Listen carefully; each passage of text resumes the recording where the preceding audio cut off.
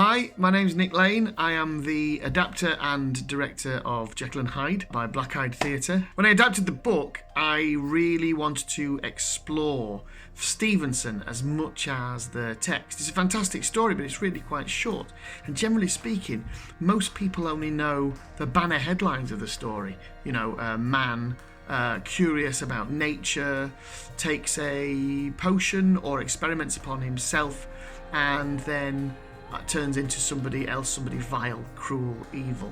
I wanted to find a way to make a character who is similar to Robert Louis Stevenson's wife. For the last 14 years of his life, he met, married, and lived very happily with a woman called Fanny, who was an American divorcee and what was known at the time as an adventuress. Meaning that she was a woman of independent means, but she was prepared to go and meet the world as an independent person. I wanted somebody who could challenge Jekyll, just as Fanny in real life challenged Stevenson.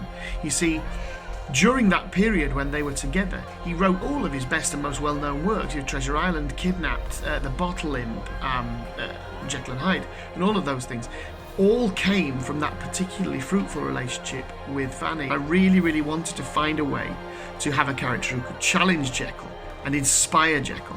And I came up with the idea of Eleanor O'Donnell, who's the female character in the play and the catalyst for a lot of the action within it. The big change that I made in the book, from the book was to make Jekyll physically broken but mentally brilliant.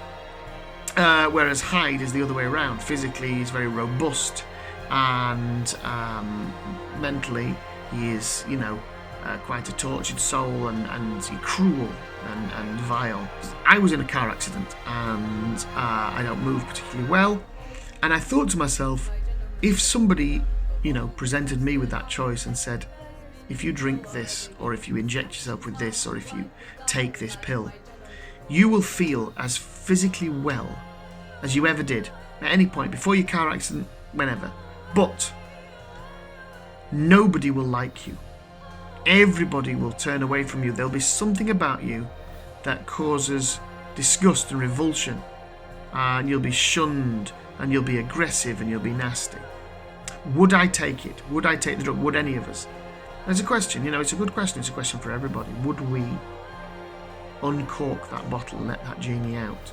And once you do, can you get that genie back? You see, my rationalization for Jekyll's actions is we all feel that we have control over our own personalities, our own minds, our own brains. And I'm sure we'd all be, whether we wanted to or not, we'd all be arrogant enough to assume that, oh no, I'm a nice person, I could take that and feel better, and people are still like me.